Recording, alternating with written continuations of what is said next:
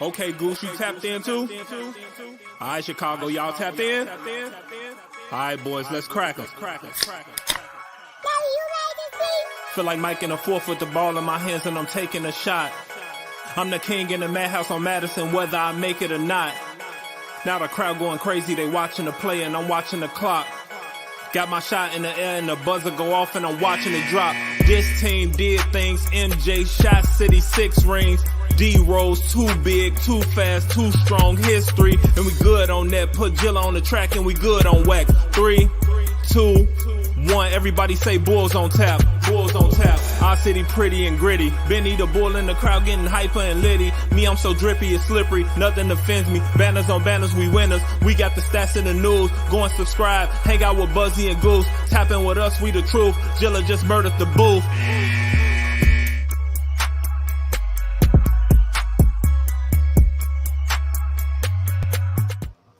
I still get hyped every time I hear Jilla Chicago rap for that song. I'm just surprised I wasn't bobbing my head this time because the last 3 or 4 shows I've just been. Jilla is the man. If you don't know who Jilla is, go find him on YouTube. Local Chicago rapper, awesome. But everybody, welcome to Bulls on Tap. It's not my usual intro because I'm just on one right now. We have the dream team here of Burke, Goose, and Ross, our tourist fan club in the building. And we're going to do a little season preview show for everybody. Before we do that, be sure you're checking out ontapsportsnet.com for all Chicago sports literature and podcast needs. Following us all on Twitter at Burke96, right? Yeah, got it. ChaiBurke96, got it. At Bulls Scripted, at our AK Fan Club, and at BullsOnTap, I think is my handle. Check out Ross's YouTube as well, our Tourist Fan Club. He does awesome video content over there. Please subscribe to that if you have not already. Guys, dude, we are fucking like 4 days away, and I'm on one right now just because we're all going to be there for the you're flying in, Ross. I don't know if people realize how big of a deal this is. You're literally flying in. I'm not going to give the state away you live in. I don't know if people already know that, but I'm not going to say it. So he's flying in from the Netherlands to be basically, yeah. Might as well be in a totally different country. Yes, because that's how long of a flight it's going to be. But yeah, I'm flying in the morning of the game. I'll get in around noon probably, and then just kind of pal around. And yeah, it doesn't feel real yet. I think it'll feel real like once we're there waiting in line at the UC. It's going to be absolutely amazing. Goose is coming into town for this game as well. Him and I will be there. And that's going to be awesome. And then Burke will be there, not opening up, but the night after. So we will all be there this opening weekend. We will be there for the first 2 home games. I'll be in attendance. Goose will be in attendance. Ross and Burke will be there in attendance. It's going to be absolutely amazing. It's going to be great shit. Again, this is not the traditional Bulls on Tap where I'm doing all the house cleaning and stuff because I'm very, very excited. I had the opportunity to go on Bulls Gold this morning with Salim and Edward Schuler, and I had a great time talking Bulls basketball. And ever since, like, we've had this plan for a couple days, but ever since I've gone on that this morning, I've just been on one completely. And guys, we have a lot to talk about because it's the season preview show. We're going to predict what this team looks like, where they finish, who maybe the standout players are outside of Zach LaVine. We all know he's the motherfucking man, so we have to pick somebody else other than him. But, I mean, we're just going to start. We'll go round table. Goose, first of all, are you excited? Second of all, how are you? Third, how are you? Excited would be an understatement. Don't feel like I've gone to a sporting event in general for about at least 2 years. So This is just going to be great to get out and be social and have a good time. And as I like to keep telling everybody at work, I'm going to have a waiter. So just casually slide that in there whenever you can. And that's going to make it all the better because we'll actually get to enjoy the full game. And with that said, we found out what the Bulls' actual roster is going to be as well. We're not going to have Johnson and Johnson. I know you're really upset about that. I am, but I also kind of felt that white boy swag Matt Thomas was going to make the team because you can't have too much shooting in this league. White boy swag, Burke. Speaking that's of white boy swag, how are you doing? I used to call Judd Bushler on 2K when I was like 16, so it's only fitting for Matt Thomas to inherit the name. Burke, what's going on, man? Oh my God, man. I am so excited. You're coming off, earlier this week. I was there Tuesday for the White Sox game 4 loss. I was like, man, what am I going to do with my life? I'm like, I'm off this weekend. What am I doing next week? I'm like, oh, wait, the Bulls start. This is perfect. It rolls right into another. And I think we can be a little bit more optimistic on the Bulls this year. I think, 100%. I think we should be very excited. We waited a long, long time for this. If the Bulls do what the White Sox did to me, that would just be Jerry Reinsdorf laughing at me with what did they say in Bruce Almighty? I had a magnifying glass. God's a mean kid with a magnifying glass, shining it on me. That's what Jerry would be to me if something happened like that to the Bulls. But I don't think it's going to happen. The Bulls are going to be awesome either. Yeah, I think the Bulls are going to be really good. Also, if anybody's joining in on the Twitter, I don't know if anybody knows this or not. I mentioned it a couple times on the show and on Sox on Tap. We cannot see your comments anymore on Twitter. So this is not like a shameless plug to go subscribe. If you don't feel like subscribing to the YouTube, do what you got to do. But if you want to talk with us, go to either Facebook or YouTube so we can see your comments and you can ask questions or you could just throw in your thoughts. Let's start this off with a bang here. So, guys, we saw the roster. We've seen everything like that. Any surprises with the roster? We'll do a little round table here tonight. Ross, I'll start with you. Any surprises with who did make it, who didn't make it? Are you feeling confident heading into Wednesday with what we have right now? Yeah. You know what? I'll be honest with you. I really wasn't that surprised. I had actually been talking about it for a few days, just kind of musing over the fact that Stanley Johnson didn't really show me a whole lot. And Matt Thomas was getting more minutes, getting run with guys like Caruso and Troy Brown Jr., guys who will be a part of the rotation. And I think the writing just kind of was on the wall once we got towards the end of that third preseason game, when it felt like the Bulls were really getting tested for the first time on the road in a close game. I just didn't see, Stanley Johnson didn't even score in that game. I wasn't seeing anything from him. So frankly, I wasn't that surprised. I do think it'll be interesting to see what ends up happening with Kobe White when he comes back from his injury. Because now Matt Thomas, it looks like he's making the roster.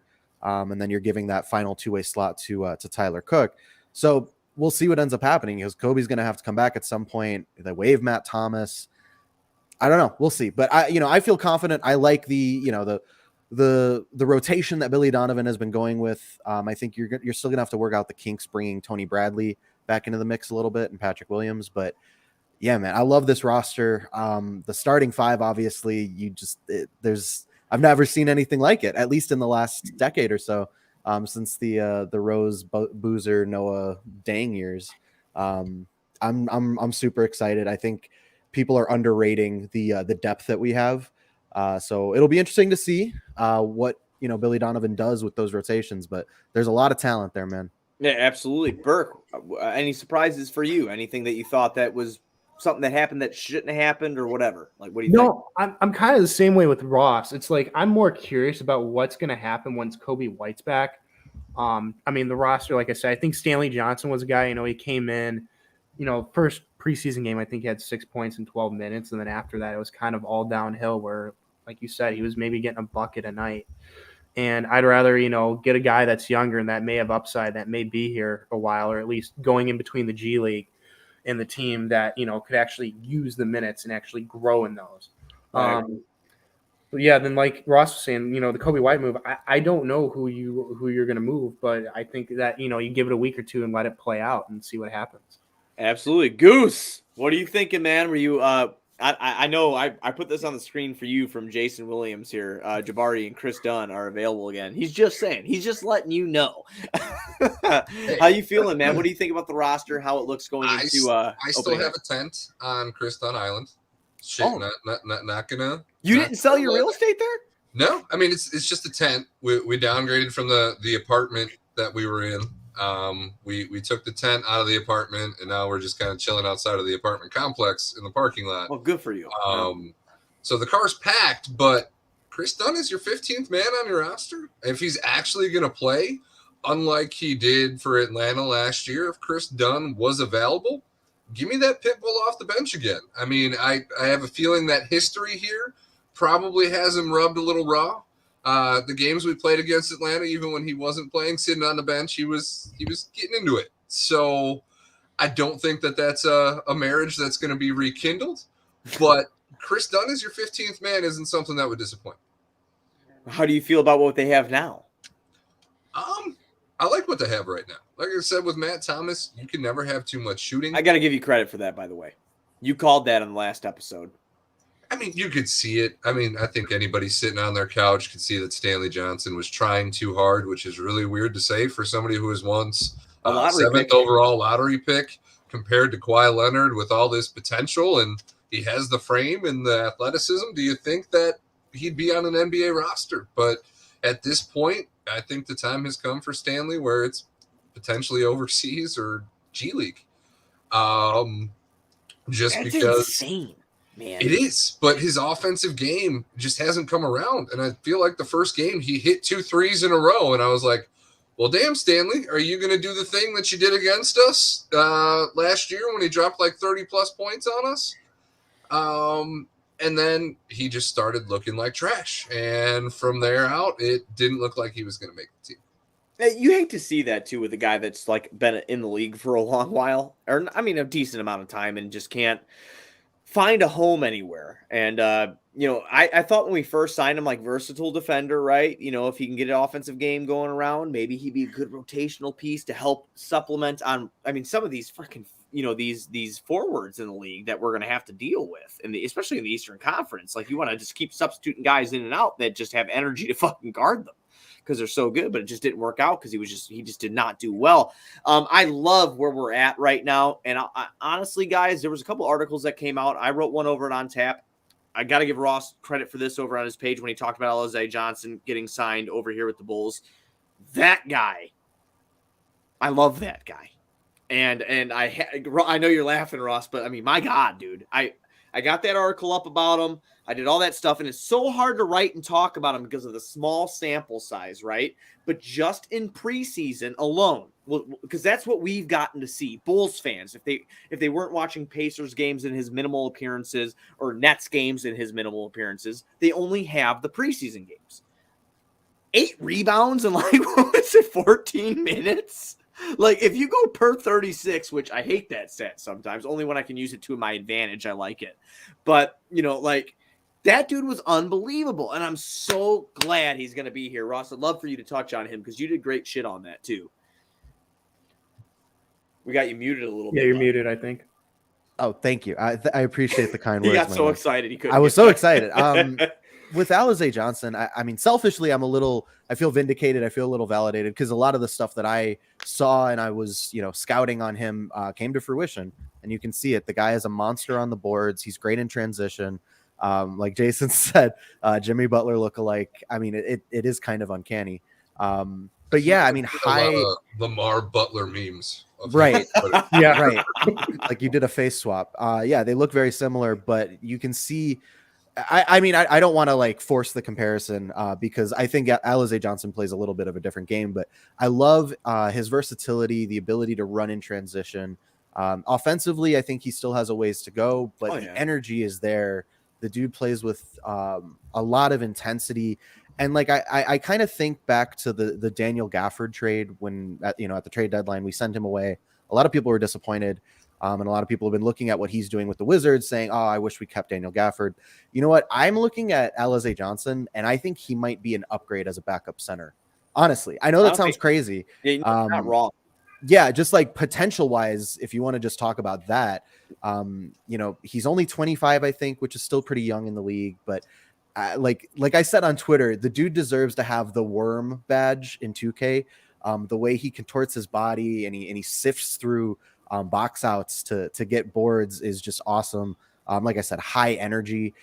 He's able to run the break, which I feel like people are really overlook with a guy of his size. He doesn't look like he's super fast, but he gets down the court really well. And I think he plays a little bit taller than he actually is too. Not looking at him, he looks like he's built like a 4. But I was enjoying watching him play 5 minutes, and I think he's got the strength and the energy to get it done. So we have, I know I keep saying it, the depth, but we really lucked into a lot of depth here. And we haven't even scratched the surface with a guy like Marko Simonovic yet. And Tony Bradley is still, getting caught up to speed.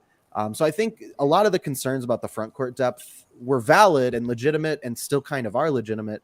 I just think that things are coming along way better than any of us could have expected. Yeah, absolutely. I 100% agree with that. One thing I love about LJ Johnson's game is when he does get the board, he is looking to push the ball. He doesn't get it out as fast as Lonzo does because Lonzo's fucking the man, but obviously, LJ gets that ball out quick when he gets a rebound and transition to start the break, and I absolutely love that out of him, and that's an underrated part of his game. Question here from Steve, NWI Steve. What color will Dennis Rodman's hair be for the opener? I'm going to guess it's going to be red and black. He's going to do some Bulls stuff. I don't even know if he'll be there. I really hope he is because we'll be there. And I think I would really like to have a beer with Dennis Rodman before I bet he'll be at a craps table in Vegas. You think so? Oh, yeah. I've never been to Vegas. I got to get there. I got to check it out. I'm not a big gambler, but I mean, if I could have a beer with Dennis Rodman anywhere, I'll fucking make it happen. All right. So, obviously, we saw the debut of Patrick Williams. Last preseason game, he played 22, 23 minutes. He actually got some minutes at the 5, which a lot of people were happy about to see a small ball situation. Goose, what did you think about Patrick Williams' debut? And, fuck, man. I mean, obviously, we've been talking all, offseason about what this guy can bring. What did you think about his debut, and where do we go from here with him? I really liked how he was getting lost for the opposing team's defenses. I feel like there were so many times where Lonzo just found him on a simple drive, and he'd be standing at the three-point line, and to come back from an injury and not have any issues with the lift with that ankle, his jump shot looks so smooth. I think it's still a little slow. Hopefully it's a little bit quicker than it was last year, but the accuracy and just the confidence he has in the three-point shot at this point is something that still blows my mind, because I really did not think that Pat would be this good of a shooter this early in his career. So the fact that he's going to be a legitimate spacer for the rest of this team is something that really excites me. And just the fact that he's actually going to be playing basketball when we're in the house for the home opener it is exciting as it was to see Green excel in a starting role. Having Pat back feels so good. Ross, what do you think about Patrick Williams' return, man? Yeah, I mean, just in general, love to see it because we were all concerned about him maybe missing regular season games. That doesn't look like it's going to happen now, thank God. Yeah, I mean, I put this out on Twitter, and a few people responded to me saying, well, I thought you were excited that the Bulls were blowing teams out. I wasn't really worried about the outcome of that final preseason game. I wanted to see Patrick Williams build some chemistry, get some work with the starters, and we saw that. And I saw some things to be encouraged about, both offensively and defensively. Like you were saying, Goose, I mean, I just feel like with Patrick, he's so young. He's 20. I mean, gosh, it's just crazy. It's a long season. He's going to have time to learn from DeMar DeRozan, who I think can be the perfect role model for him, especially if we're going to try to develop his offensive skills. Defensively, I like going small ball 5. And I think there is a juggernaut lineup where you insert Alex Caruso into the starting lineup or something, find a way to go jumbo with your defense. But either way, Patrick Williams is only 20 years old. The sky is the limit for the guy. I think he's poised to have a really nice season because of all the attention that everyone else is going to get offensively and defensively. Just keep doing your thing, man. And I really like the idea of getting him more involved in the front court. Cause like we said, again, the defense is important. I think him and Vooch are actually going to work really well together next to each other. And that's another concern that I keep seeing floating around, especially when people talk about the Bulls defense. It always comes back to Vooch, it seems like. It feels like maybe people have softened a little bit on Zach LaVine's defense because of what he did during the Olympics in Tokyo. But now it's like people hone in on Vooch. They say, oh, Vooch is such a bad defender. He can't protect the rim. Well, I actually saw Patrick Williams have a couple plays where he got up there towards the rim and was doing that himself. So not as much of a concern, especially with the kind of drop coverage that Vucevic plays. I think this will be something to watch long-term, though. Defensively, what kind of player is Patrick Williams going to develop into? Is he going to be more of a Thad Young kind of player who's kind of a small ball 5? Or is he going to be more of a Kawhi Leonard kind of player who's your best perimeter defender? We'll see. I definitely love everything you just said. And if we got any of those, I'd be very, Yeah. very happy. Yeah. If that's how good he was on defense, because he's there. And for the people that say that shit about Vooch, go look at the numbers. He's not a bad defender, man. He's just not a shot blocking center. Right. I hate when people say that. He's not a bad defender. He's just not a guy. He's not fucking Joel Embiid or Bam or anybody like that. He's just not that guy. But he does bring value. He puts a big body in the paint. And I don't know if people know this, man, but when you have guys on the perimeter that are fucking dogs, it's going to make Vooch's job even easier. So I guess we'll see what happens this year because he hasn't really played with that in his career. Burke, thoughts on P. Will? I mean, Ross stole my thunder perfectly. So I'm only that at a Ross little is very bit well here. spoken.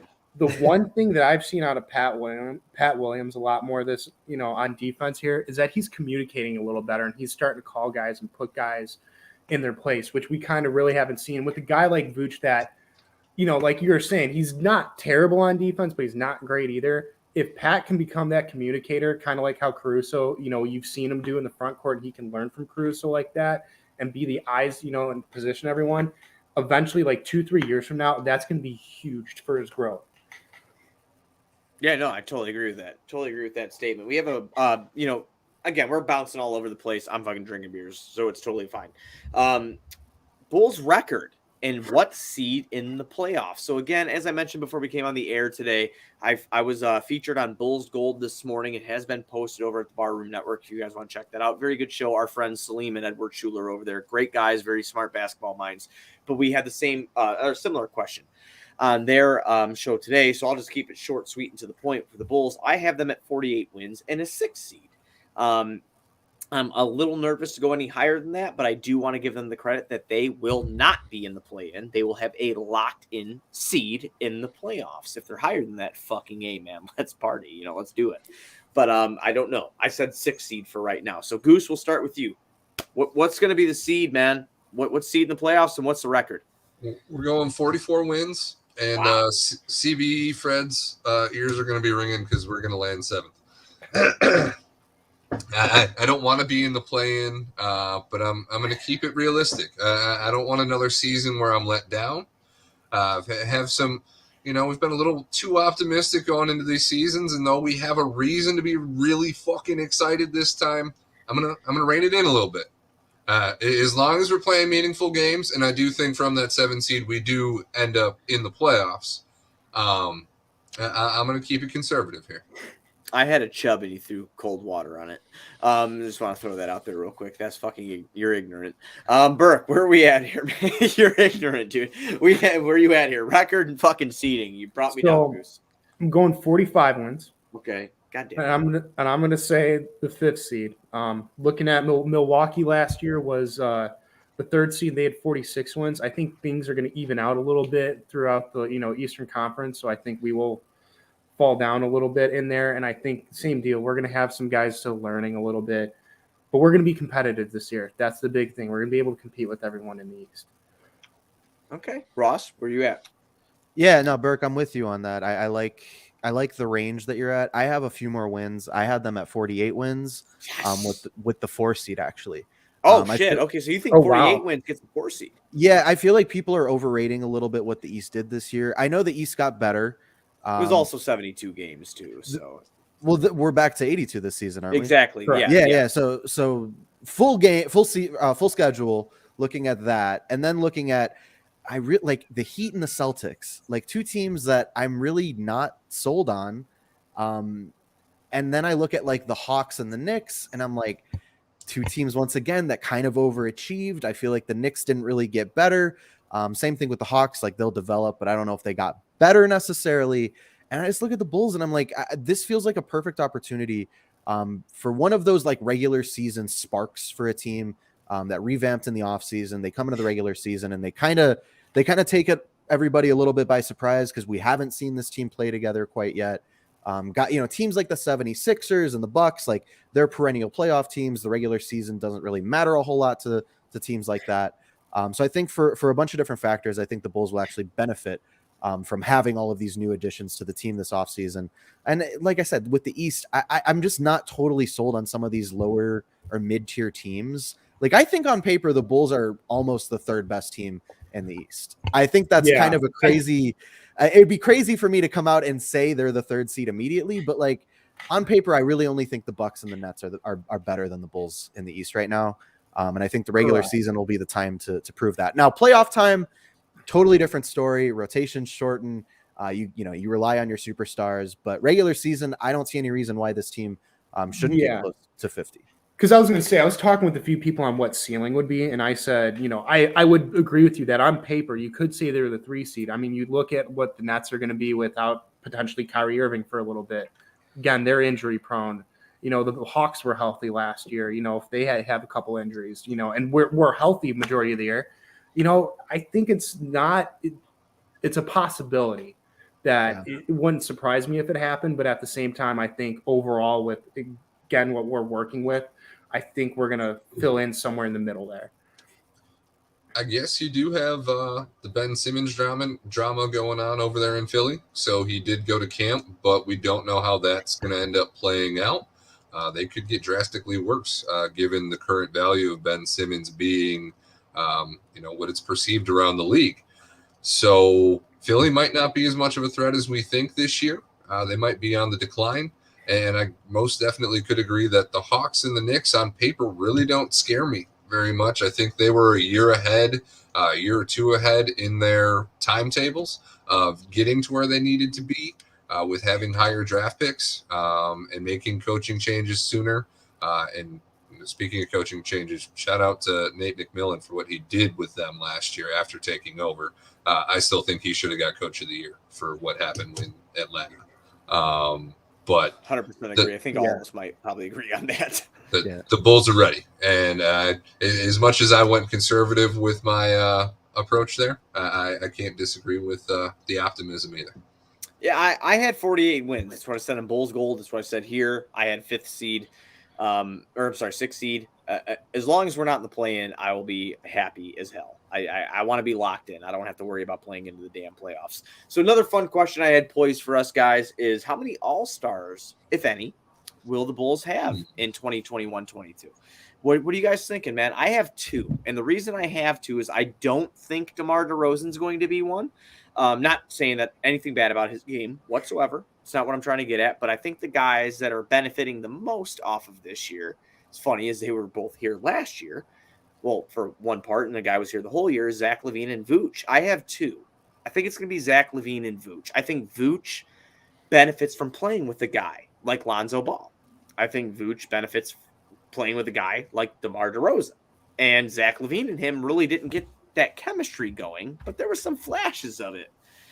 So I have Zach LaVine doing Zach things, and I have Vooch being an all-star again because he's got a lot of guys around him that make him a lot better, that open up his game to either middies, 3-point shots, or just getting him into the paint where he can start backing somebody down and he's either getting an assist or he's getting a bucket in the paint.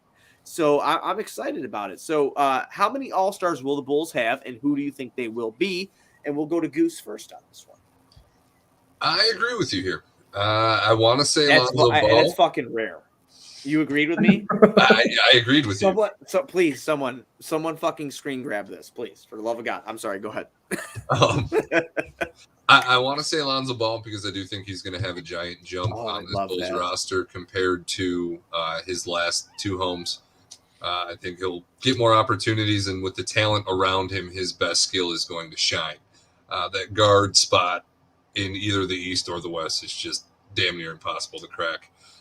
Vooch makes it with the Bulls' success and the fact that he plays a position that is outside of Joel Embiid, I guess, Sabonis. There's really not that much competition for him there. What we saw last year, even though he's 32, maybe 33 this season, definitely doesn't look like he's slowing down, and his game isn't built around athleticism. So very much with this roster and the lack of, I guess, need for him to do what he did in Orlando, I think it keeps him fresh, and I think it keeps him efficient. And if the Bulls are successful, there's no reason that they don't have 2 All-Stars. Absolutely love it. Ross, what do you got, man? Yeah, I mean, I love everything you guys are saying, and I think realistically, I agree with you. But I'm going to take a step back, and I'm going to factor in narratives and voter fatigue. So I think Zach will make it. I think Zach's going to be an MVP candidate this season, frankly. So I'm really high on Zach LaVine. So I definitely think he'll make it. But I look at Vooch and I do wonder, like, he was playing in Orlando where he was, kind of the guy on a team that wasn't very good. That obviously magnified what he did. I feel like he's not a flashy pick, especially now that he's on this team that has DeMar DeRozan, Lonzo Ball, and Zach LaVine. It feels like Vooch might just kind of fall under the radar, and that's nothing against him. I think he'll still have a wonderful season. I agree with you guys that I think he's going to have a great season and benefit hugely from playing with Lonzo. I just don't know if voters are going to take notice of that. So I was going to say, if there was another all-star to pair with that, with Zach, I feel like it would be Lonzo. And Goose, you made a great point that it's super hard to make the all-star game as a guard. It just is, because there's so many good guards in the NBA. But Lonzo, you guys know this. Lonzo fans on the internet are crazy. They are insane. They mobilize like crazy. They love him to death. So he'll win the fan vote for sure. And I think having the additional spotlight of playing in Chicago, the team will be better. He'll have better stats than he had last season, I believe. So I think Lonzo has a good opportunity here to use all of those factors, the platform, the audience, the spotlight, and turn that into his first all-star appearance. I would absolutely love it. And I wasn't disagreeing with you as you were talking about Vooch. All I could see was Kendrick Perkins in my head going, Boosevich. Boosevich. Burke, what are you thinking, man?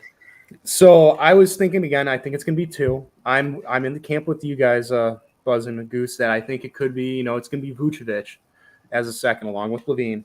I think just Vucevic has not been surrounded with the talent like this that he can play off the pick and roll with, and I think that'll still be enough. Again, the centers, you named them, Sabonis and Embiid. I can't really think of anyone else. But one sleeper candidate I have for the All-Star game, Alex Caruso. Oh, God.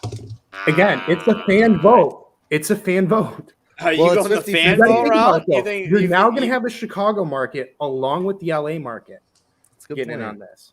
I mean, it's a fun point. If Alex Caruso makes it, I swear to God, I'll get a fucking tattoo. We're going to get Alex Caruso into the All-Star game, and then LeBron's going to draft him first overall. I mean, hi, buddy. I miss you. Yeah. But you got to remember, the NHL, it's the same way. And they got John Scott, who's a fourth liner, who's just known for fighting. He was a captain. I'm just saying right now, I love the bold. I had a bold prediction thing that we were gonna do. You just blew it out of the water with the Caruso thing. But I will tell you right now, if Alex Caruso makes the fucking All-Star team, I will get an Alex Caruso tattoo. I'm not even joking, dude. I got a million of them. I will. You just want an excuse to get an Alex Caruso tattoo, because I kind of want that too. You know me too well now. We've been friends for about a year. Rifle in his hands. Yeah. See, fucking Ross is calling me out. He's known me for too long. About a year we've been friends now. He fucking knows that I just want to go get another tattoo. It's, you know what, Ross? I see your point, and you're absolutely right. You called me out on the podcast. So wait, Buzz, are we breaking this virgin skin on Friday? Is that what's happening? Are you going to get a tattoo on Friday? I mean, we're going to a game and getting drunk on Friday. If they win, if they win on Friday, I'll probably go get the Beggar's Pizza guy tattoo. Do we just get 2021 championship trophy tatted right up here? Yo, I'm thinking you get 7 trophies, and whenever it happens, then you fill in the date. You know what? Just have the stuff in there. This might This I don't know. I have to get approval because it's not just my skin anymore. It's shared. I do have a partner. What? I don't know if she'd approve of 7 tattoos on me. 7 trophies. I've came home with a million different tattoos, and Jamie just looks at me every time and be like, "Oh, you're an idiot," and just walks away. It's been together so long. She probably tatted your first tattoo on your butt for practice. Oh yeah, no, I have Elmer Fudd on my butt. Actually, I'm just kidding. All right, so Alex Caruso's got to go on the other side. Yeah, I got to put Alex Caruso on the other side. Got to balance them out. I've got to fucking match it up, dude. If you don't match it up, you're being ignorant at this point. All right, so. Jesus, we went off the rails a little bit here. So we did the All-Star question. My God. offensive and defensive rating, guys. So the Bulls were 19th last year in offensive rating, and depending on where you look, you could see 11th or 12th. B-Ball reference, I believe, was 11th, and NBA.com was 12th, if I'm not mistaken, for defensive rating. Where do you guys think the Bulls are going to rank this year? So I'll just give mine off the bat, and we'll start with Ross after. I think the Bulls offense, like, moving on all cylinders, can be a top 7 to 6 offense in the NBA. And I'm not trying to be a dick. I'm not trying to be a homer about it. I'm trying to be really realistic. I think that they can. They have enough scoring. They have enough ball movement, versatile players in the offense where multiple people can bring the ball up the floor, multiple people can initiate the offense, and multiple people can get their shots. That is what makes a dynamic offense and puts them up in the upper echelon of offensive rating. Defensive rating last year, again, whether you're looking at B-Ball reference or you're looking at NBA.com or cleaning the glass or whatever you decide to choose to look at, they were 11th or 12th. An anonymous NBA scout came out, I believe it was this week or last week, and said that he thinks the Bulls will still be trash on the defensive end.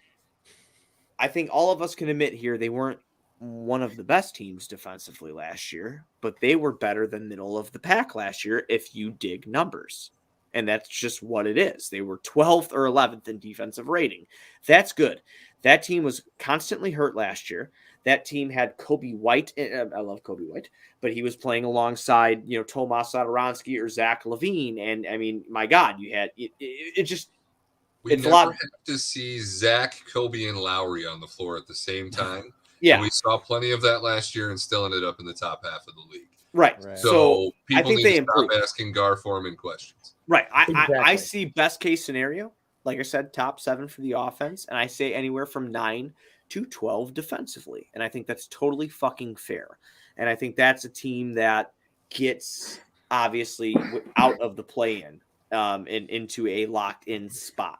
Ross, I'll go ahead and shoot it to you, man. Where do you think they're going to be? Yeah, no, Buzz, you hit the nail on the head with saying that article. The Bulls will be whatever, still bad or bad again on defense. It's just lazy because you're not paying attention to what they've already done. They didn't get worse after trading for Vucevic, and I would argue they got significantly better this offseason by adding a guy like Alex Caruso or Tony Bradley, bringing guys back like Javonte Green, Trey Brown Jr. So in my opinion, they've only gotten better defensively. And of course they got better offensively. They added Lonzo Ball and DeMar DeRozan. So like I want to look top 10 at both. And I almost want to go top 5 offense if, like you said, things are running the way they should be. And I saw a lot of reasons to feel positive about that in the preseason.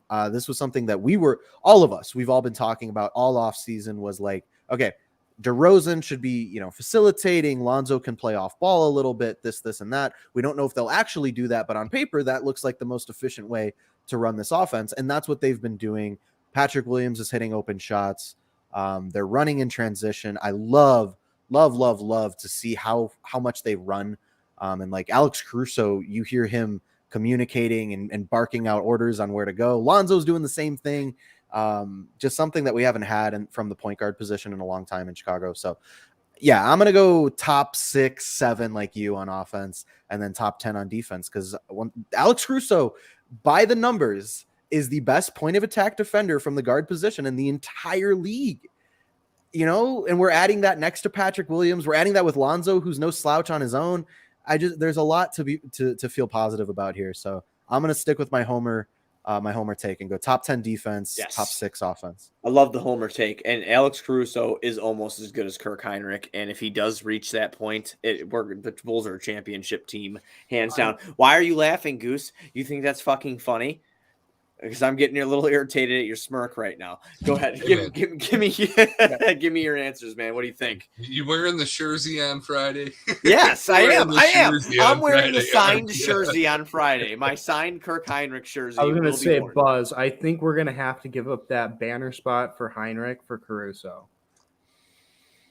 I'm just warning you. We'll talk. I'm just We'll talk. We'll talk off air. They're gonna hear your name on ABC7 News because I'm going to spin kick you. All right, Goose.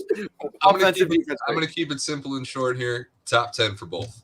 I think the offense. So you think they're capable of that then? Yes. I think they are capable of top 10 with both. You upgrade with somebody like Lonzo Ball, who his IQ just oozes in the passing lanes. All preseason, it was exciting to just watch somebody try to pass a ball anywhere across the court because Lonzo would find it, and then we're off and running. And the combination of those things is going to lead to success on both ends.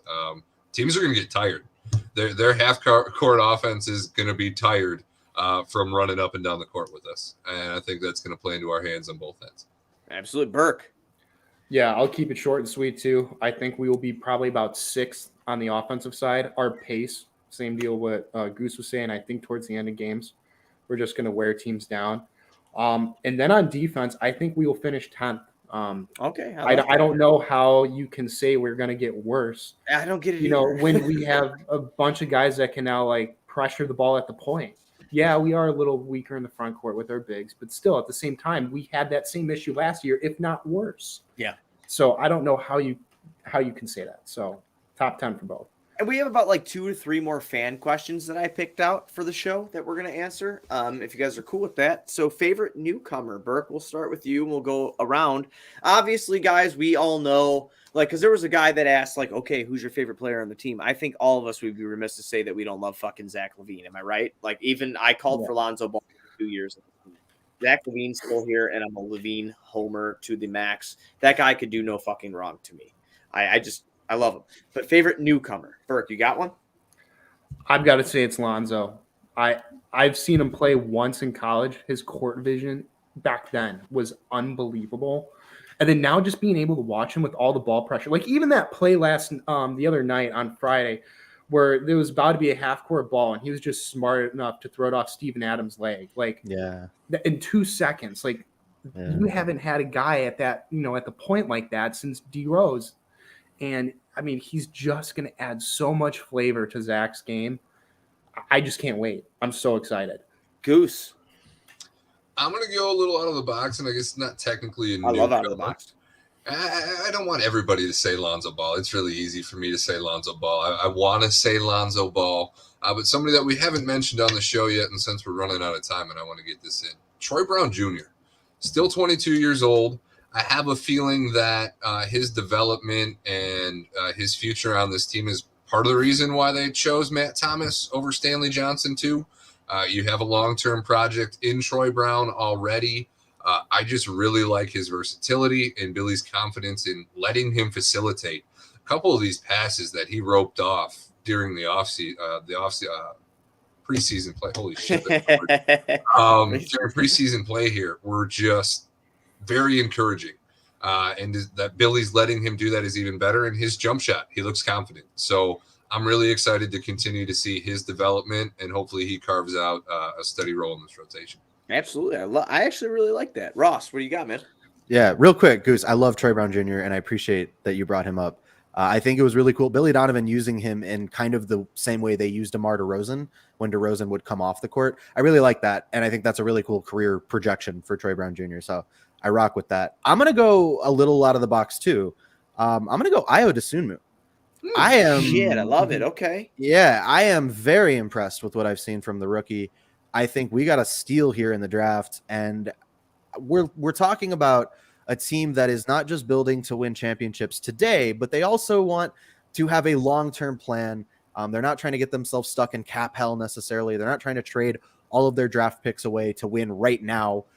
There's a plan here for now and later, and Ayo Dosunmu is a part, I would say, of both plans, but more so later. He's probably not going to play a whole lot his rookie season, but I just think the sky is the limit for a guy who comes into the NBA already so intelligent on the defensive end, and shows plenty of potential. He's very raw, but shows plenty of potential offensively. The kind of guy who wants the last shot of the game, who has that clutch gene in him.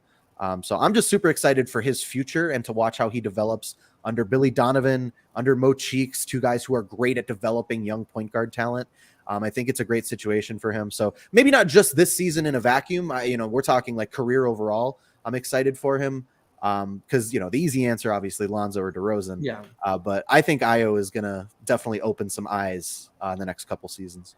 Yeah, is it going to be an eye opener? Exactly. Exactly. That was on purpose. What a dick. Who brought this guy? Anyway, I wanted to say Derek Jones, man. And he didn't really get a lot of run in the preseason just because I really like the prospect of him running the court with Zach or Lonzo or something like that. Highly athletic guy. Pretty, long motherfucker too, man. 7'1" wingspan. I was really looking forward to him, but if I had to choose a guy that I'm most excited about, I'm sorry, I got to do it. Got to be Lonzo. I'm super stoked. Been calling for him for a year.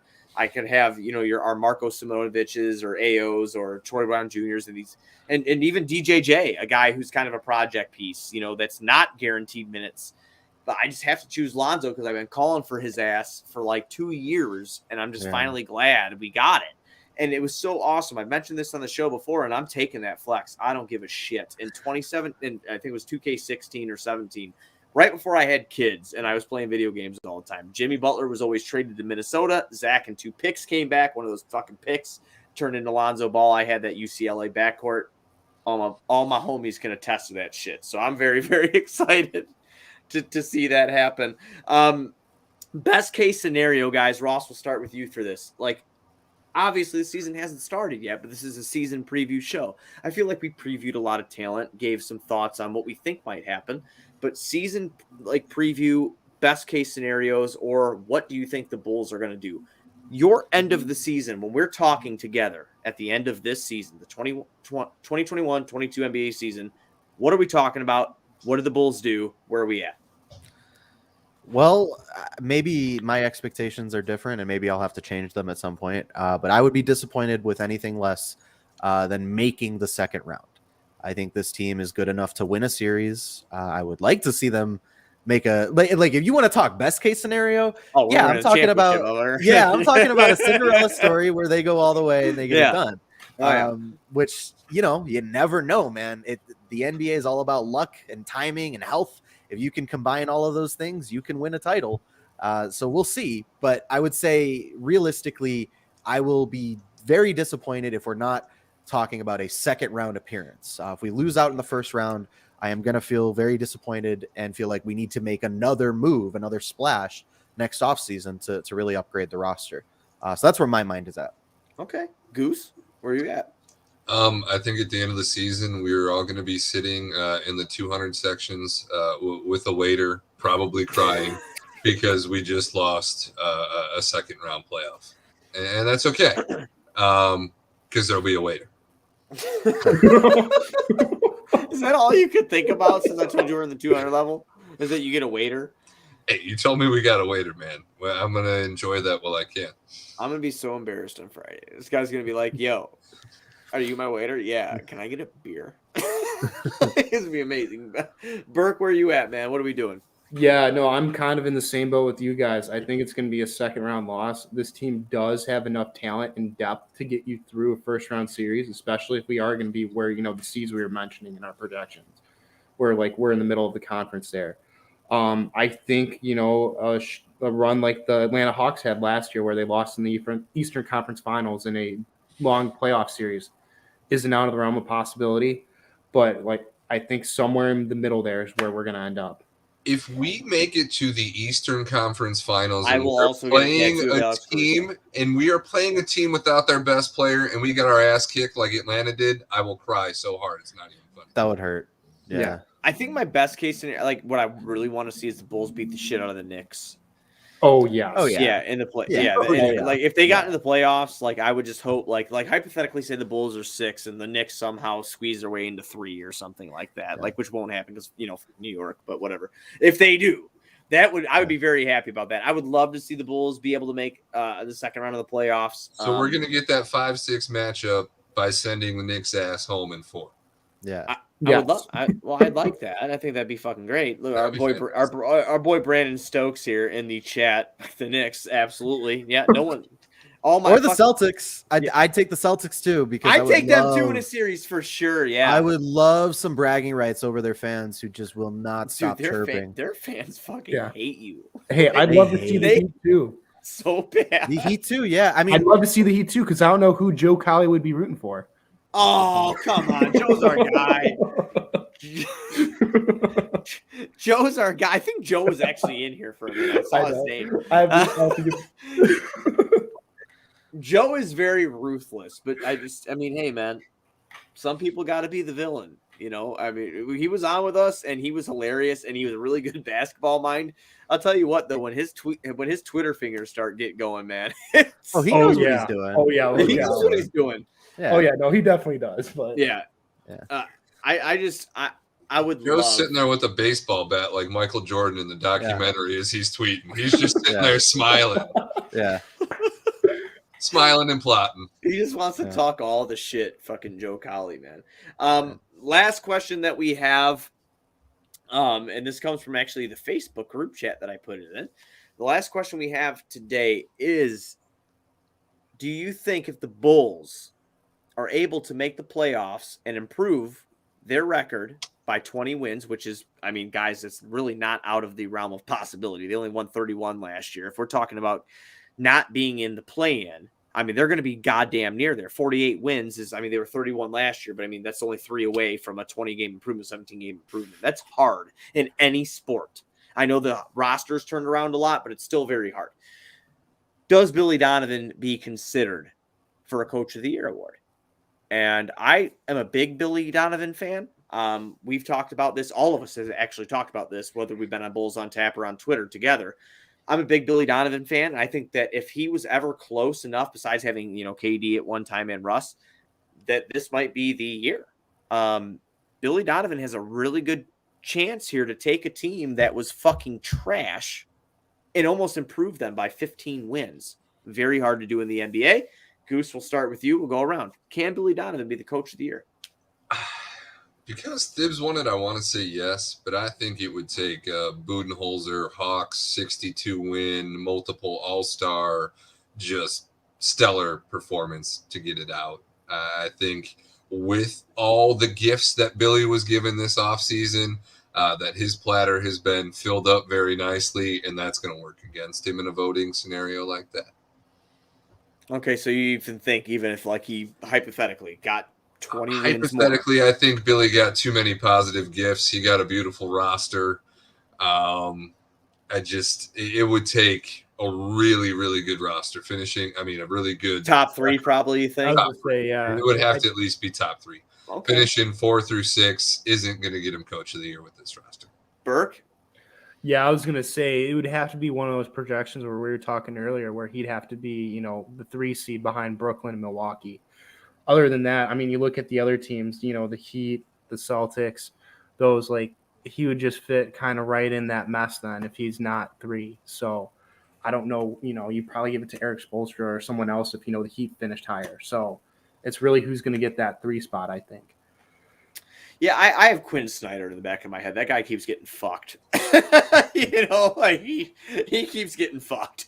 But I mean, I just wanted to answer the question that we got asked because like it's a really good, like, think about baseball for a minute. We all like baseball here. Like if you improve off of like fucking 10, I mean, even 10 to 15 games in fucking the MLB, you're looked at as a manager of the year. Like, I mean, no matter what. Yeah, I know basketball's a different sport, but you look at it, in hindsight, and you look at it with, beer goggle lenses on, maybe like, yes, that makes sense. If he wins 20 more games, no matter what he was gifted, it's still a huge fucking upgrade.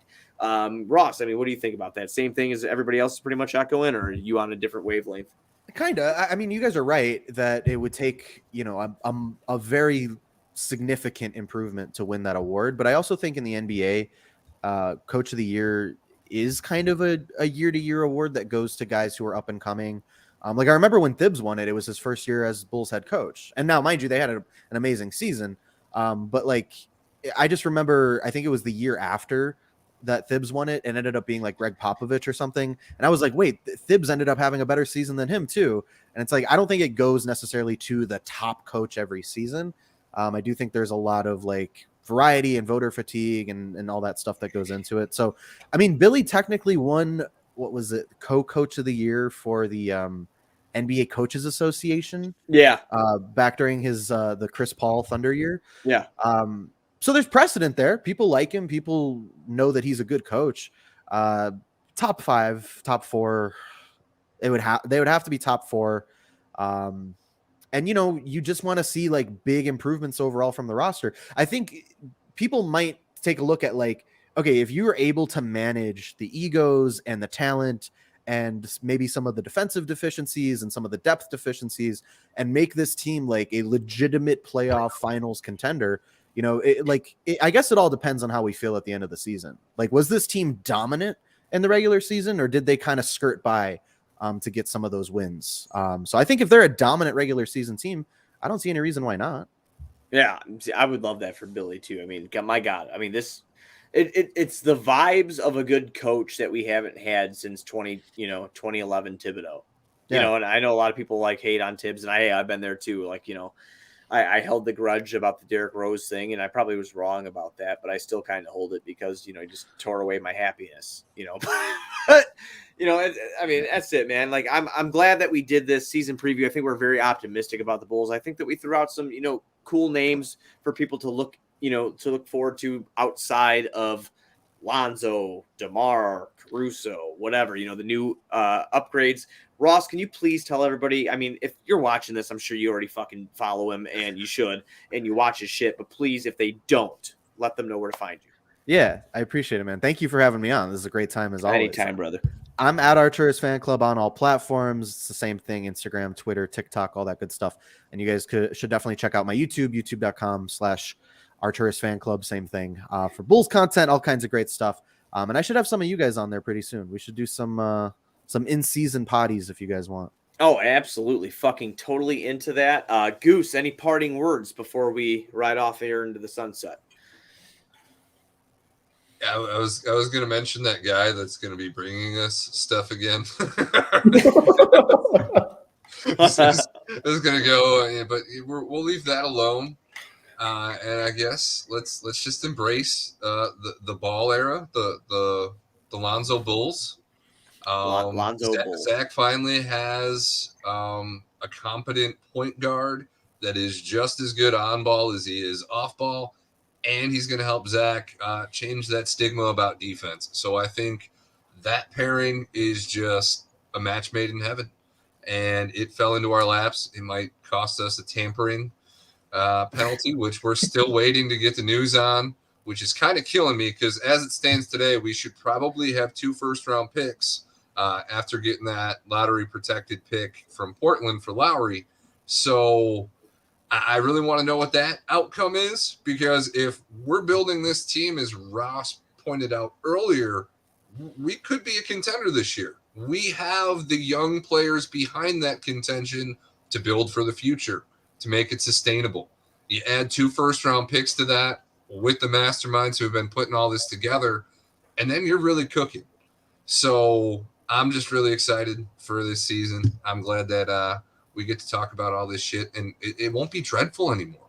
Like, we get to be happy at the end of games now. We don't have to go, well, maybe we'll luck into the lottery. It is just a completely different feeling, brutal. And I'm so glad that people are going to want to listen to. It's just a great time to be a Bulls fan. Absolutely. Burke, any parting words, my man? No, I mean, even to add on to that, I'm excited that we're good again. I'm excited that, we get to talk about this instead of, like I said, the lottery, but also being able to go see everyone. Like, we're going to be at the United Center. Like, I didn't get there that much prior to COVID.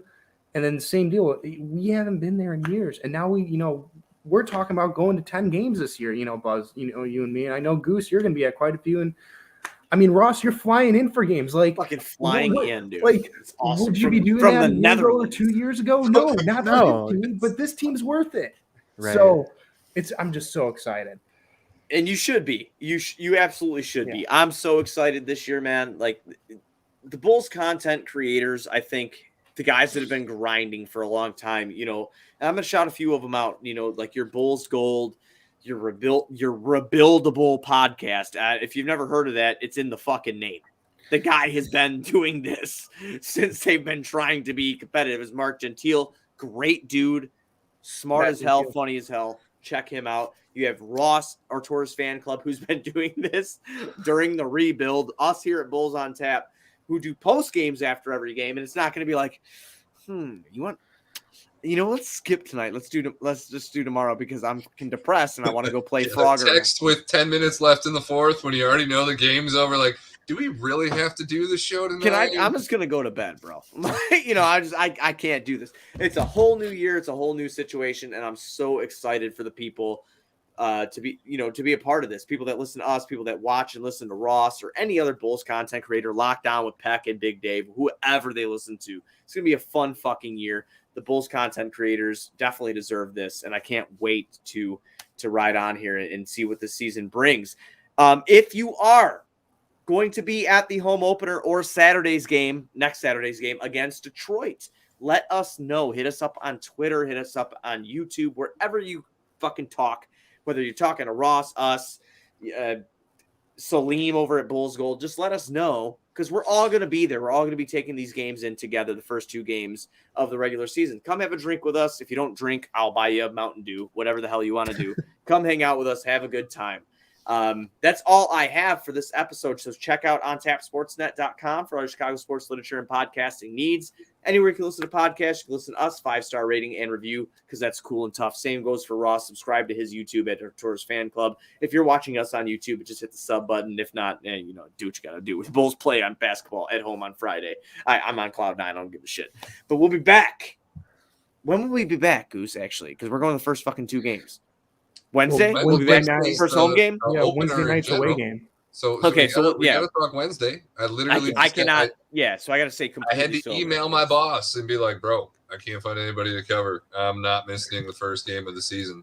So yeah, I'm home Wednesday. So okay, we're on Wednesday. Live Wednesday night after the game. Okay, we'll be back Wednesday. If anybody wants to pop in to share their excitement, do so. We don't care. It's gonna be great. We're gonna have a good time. Let's get that Bulls win. And let's go Bulls.